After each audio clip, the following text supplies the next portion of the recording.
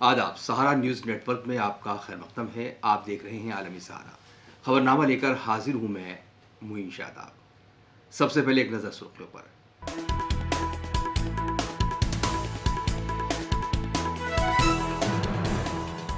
नरेंद्र मोदी ने तीसरी दफा लिया वजीर आजम का हल्फ। मुल्क व बैरून मुल्क की अहम शख्सियात ने की शिरकत। नामजद पीएम मोदी की हल्फ बर्दारी तकरीब पर कांग्रेस का तंज। प्रमोद तिवारी ने कहा, मोदी जी चाहते हैं इंटरनेशनल इवेंट बनाना।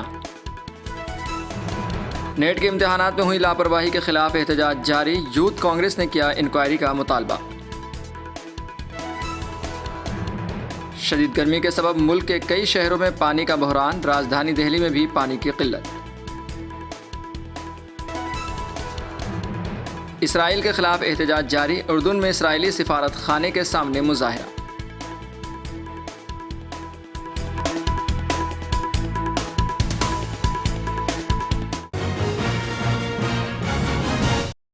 राजधानी दिल्ली में वाक़ राष्ट्रपति भवन में हल्फ बर्दारी तकरीब का इनेकाद अमल में आया, जिसमें नरेंद्र मोदी ने तीसरी दफा वज़ीर आज़म का हल्फ लिया है।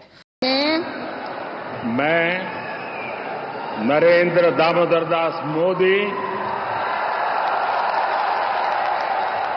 ईश्वर की शपथ लेता हूं कि मैं विधि द्वारा स्थापित भारत के संविधान के प्रति सच्ची श्रद्धा और निष्ठा रखूंगा।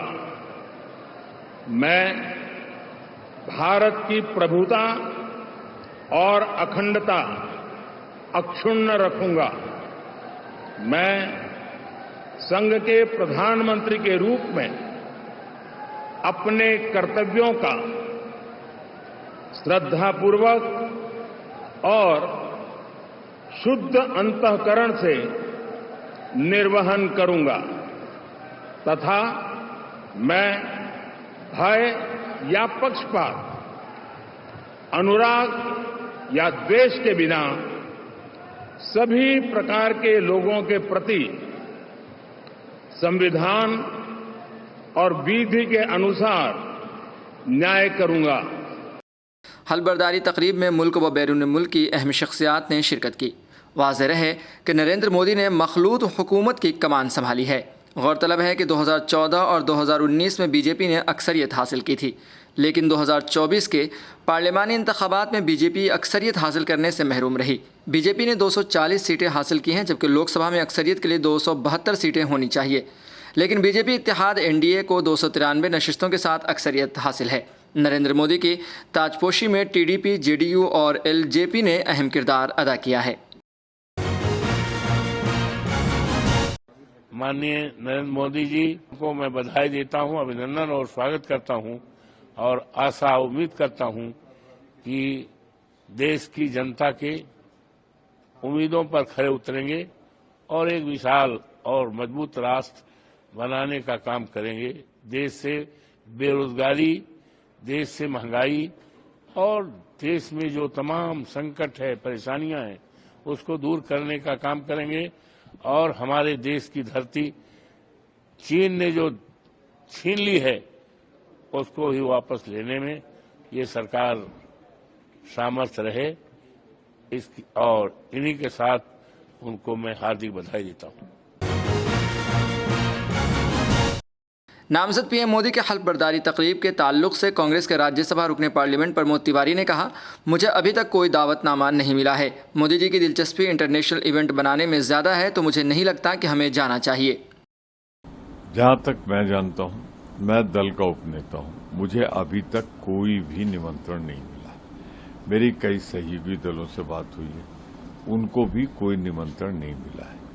अब नेता विरोधी दल को निमंत्रण मिले और उसके बाद सहयोगी दल न जा रहे हों, न बुलाया जा रहा हो, तो क्या वो जाएंगे? ये निर्णय खुद नेता विरोधी दल लेंगे। लेकिन आपको क्या लगता है, क्योंकि कल जयराम रमेश जी की तरफ से ये कहा गया कि सरकार का इकबाल ही नहीं है, मैंडेट मोदी जी अपने नाम पर मांग रहे थे, उन्हें नहीं मिला। इस सरकार का कोई इकबाल नहीं है, डेमोक्रेसी की बात नहीं है, विपक्षी दलों को इन्विटेशन नहीं मिल रहा है। तो आपने विदेश से राष्ट्राध्यक्ष बुलाए हैं, उनको इन्वाइट किया है, लेकिन विपक्ष को ही आप नहीं ले रहे हैं। डेमोक्रेसी की नहीं है, ये डेमोक्रेसी में विश्वास नहीं। बिल्कुल ठीक कहा है जयराम रमेश जी ने, मैं उनकी बातों से सहमत हूं। लगता है मोदी जी की ज्यादा रुचि कुछ विदेश से मेहमान आ जाए, इसे अंतर्राष्ट्रीय इवेंट बना दो। जैसे वो इवेंट बनाने के बिना कोई काम नहीं करते, तो इंटरनेशनल इवेंट बनाने में उनकी रुचि ज्यादा है। मुझे बहुत सहयोगी दलों से बात हुई है, उनको तो किसी को आया नहीं है। मैं खुद विरोधी दल का उपनेता हूं, मुझे भी नहीं आया है। राज्यसभा में उपनेता हूं मैं कांग्रेस का, तो मुझे नहीं लगता कि लोगों को जाना चाहिए। मुंबई में शिवसेना यूबीटी के रुकने पार्लियामेंट प्रियंका चतुर्वेदी ने नरेंद्र मोदी को मुबारकबाद दी। उन्होंने कहा कि अब उम्मीद करूंगी आप जनता के मन की बात सुनेंगे। अब जिम्मेदारी बनेगी कि अपने हिमायतियों के साथ ही अपोजिशन की आवाज़ को भी सुने। उम्मीद है कि अब सही तरीके से काम होगा। जो मैं उनको बधाई देना चाहूंगी और मैं उम्मीद करूंगी कि अब जो जनता की सही बात है, बहुत मन की बात 2 टर्म जनता ने आपकी सुनी, अब जन की बात सुनेंगे।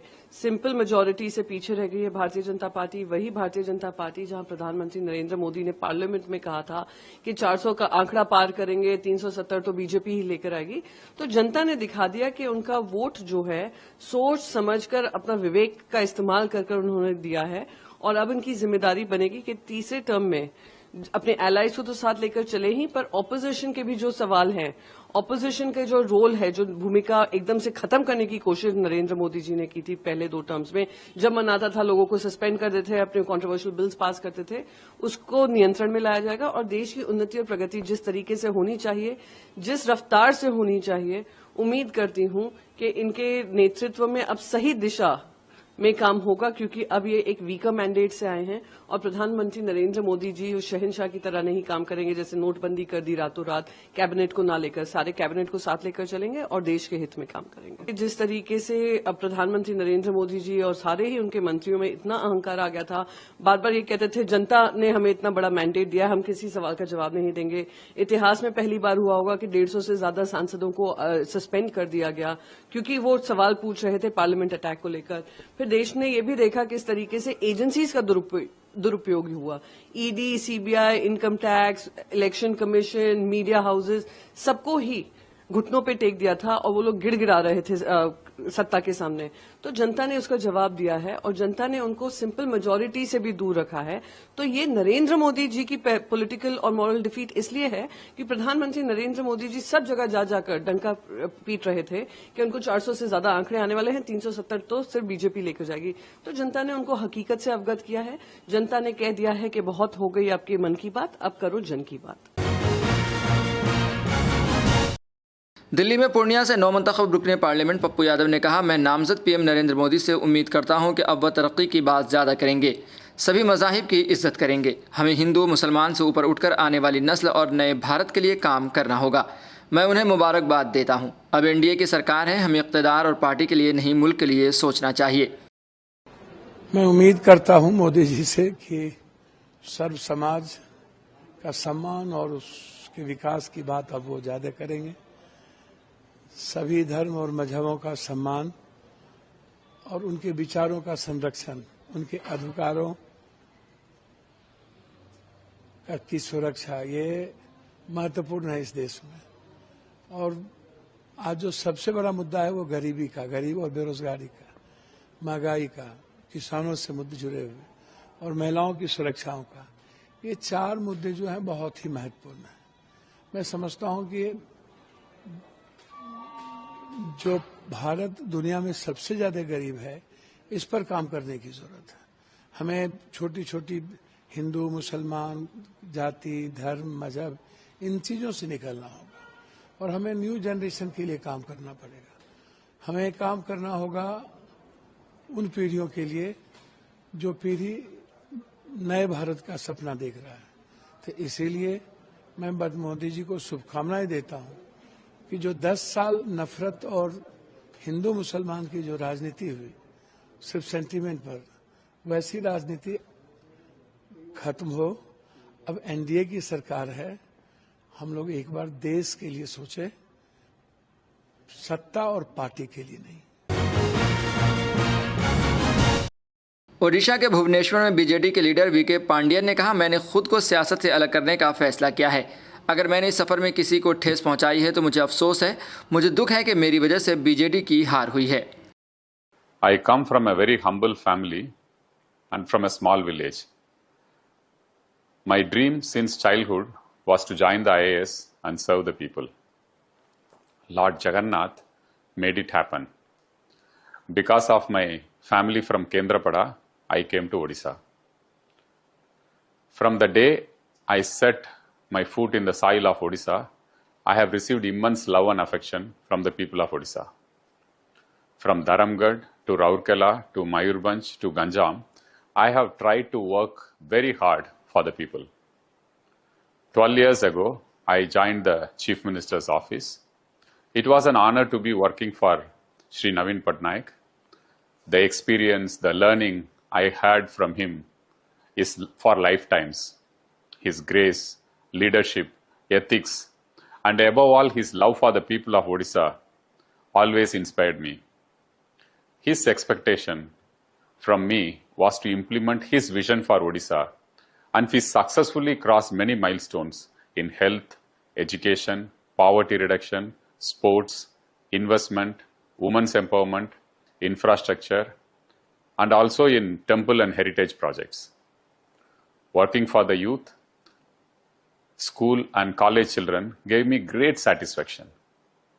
My own childhood memories of studying in a government school helped me to implement the Honorable Chief Minister's vision for school transformation under 5T.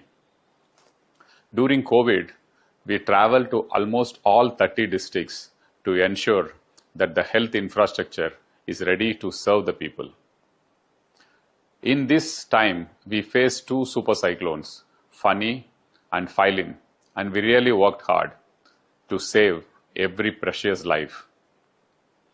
I left the IAS taking voluntary retirement and joined the Biju Janata Dal to assist my mentor, Shri Naveen Patnaik.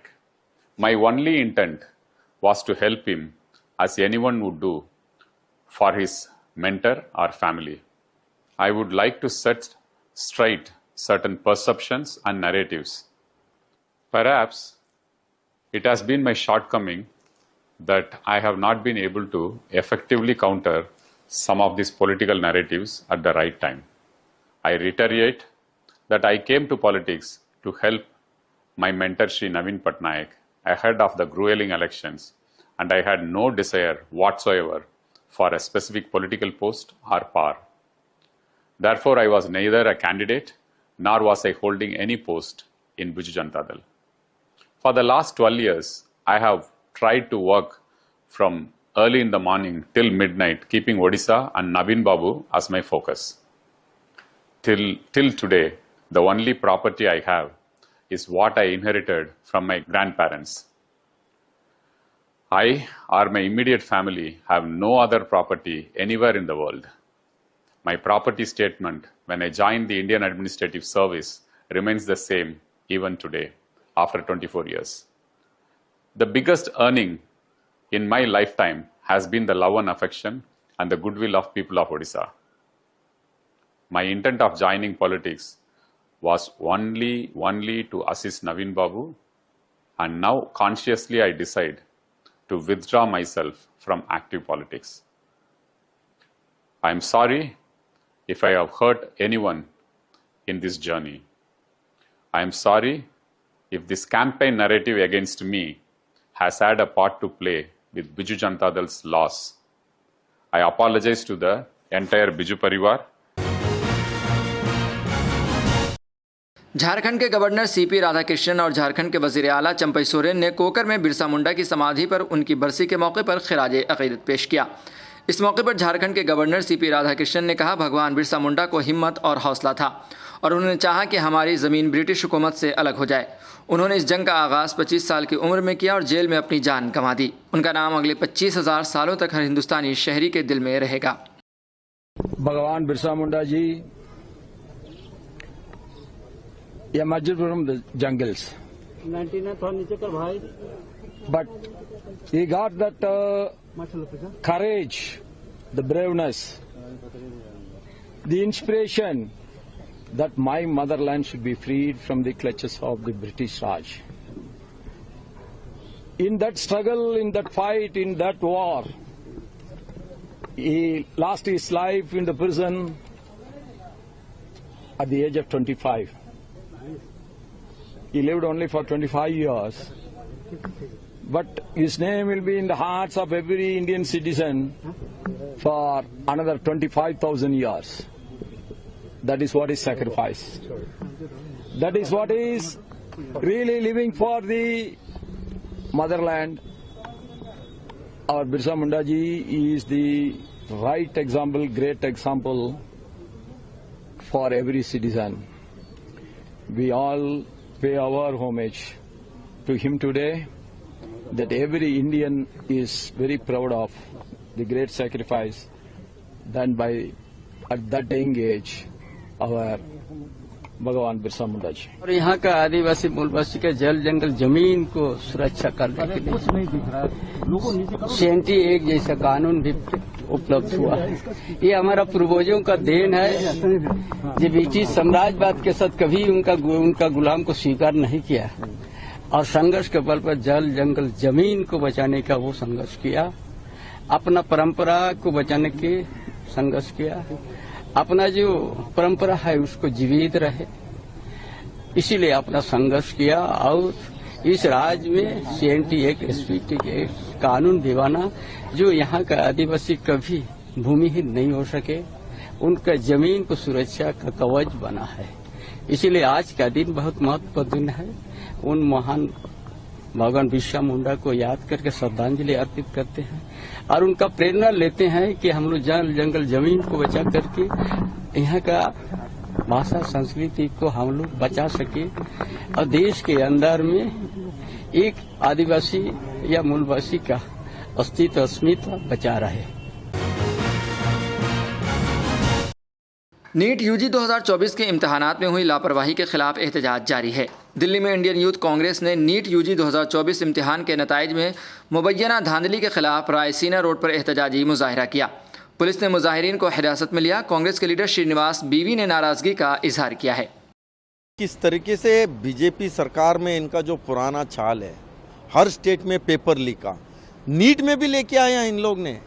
जो 24 लाख बच्चा ने exam दिया है पूरा देश में, उनका सपना है डॉक्टर बनना, इस देश में डॉक्टर बन के सेवा करने का। जो अभी 67 लोगों को, जो उन लोगों के लिए फर्स्ट रैंक दिया है, ये कैसे पॉसिबल है? 67 फर्स्ट रैंक कैसे आ सकता है? पहली बार देखने को मिल रहा है। और एक ही सेंटर से 8 बच्चे उसमें है, सीरियल नंबर जस्ट 2-3 आगे पीछे है, ये कैसे पॉसिबल है? तो इसमें कहीं ना कहीं गड़बड़ हुआ करके पूरा देश का जो बच्चे हैं, जो दिन भर रात मेहनत किया, उनके माँ बाप से लेके सब लोग ने इसको आवाज़ उठाने का काम किया है। 2 बच्ची सुसाइड हुआ है अभी तक। इन लोग ने इसको लेके जल्दी से जल्दी उसका कार्रवाई कमेटी बिठा के इंक्वायरी करो, इसका री एग्जाम करने का उसका सरकार ने इसका आज फैसला लेना चाहिए। इनको आप लोग ने आज शपथ ले रहा है, अच्छी बात है, साथ में ये भी ले लो, लेट करेगा कितने और बच्चे सुसाइड करेगा? क्यों? उस बच्चे लोग ने मेहनत किया है सालों साल से, उनका सपना तोड़ने का काम इन लोग ने किया है। 100% मैं कह रहा हूँ दावा के साथ, इस नीट एग्जाम में बहुत बड़ा घोटाला हुआ है। इसमें कुछ कौन है इसका जो उनके ऊपर कार्रवाई, उनके ऊपर जो सही एक्शन नहीं होगा, इसीलिए कांग्रेस पार्टी राहुल गांधी जी ने जो सरकार आते ही पेपर लीक के लिए करारा कानून इसीलिए लेके आ रहा था। इनका सारा पूरा आज प्रूव होगा। मैं सरकार से यही मांग कर रहा हूँ, आप जल्दी से जल्दी इसको कमेटी बिठा के री एग्जाम करवाइए। जो इनजस्टिस हुआ है बच्चे को, उनको न्याय मिलना चाहिए। जब तक न्याय नहीं मिलेगा, आज हमने सिंबॉलिक तौर पे इतनी प्रोटेस्ट किया है, जो आने वाले दिन में ये बहुत बड़ी लेवल पे, किस लेवल पे करेंगे सरकार सोच नहीं सकते। इस देश का छात्र को लेके युवा कांग्रेस, हम सड़क पे उतर के इनको समझना चाहिए इनको किस लेवल पे हमने इनको सबक सिखाने का काम करेगा।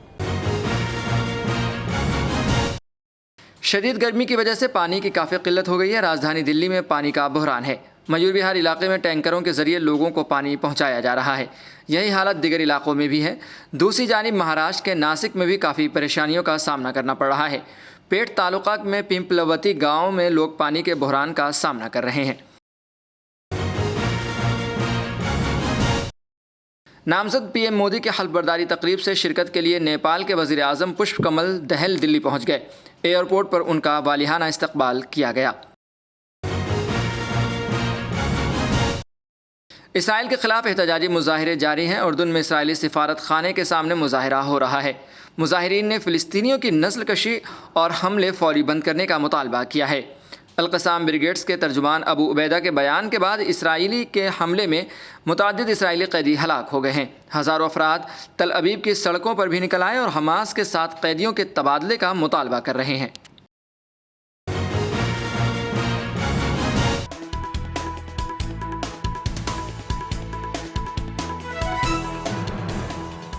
नरेंद्र मोदी ने तीसरी दफ़ा लिया वज़ीर आज़म का हल्फ। मुल्क व बैरून मुल्क की अहम शख्सियात ने की शिरकत।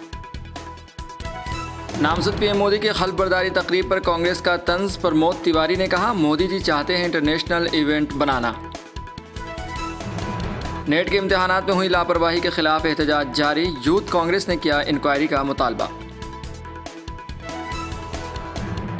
शदीद गर्मी के सबब मुल्क के कई शहरों में पानी का बहरान। राजधानी दिल्ली में भी पानी की किल्लत। इसराइल के खिलाफ एहतजाज जारी। उर्दून में इसराइली सिफारत खाने के सामने मुजाहिरा।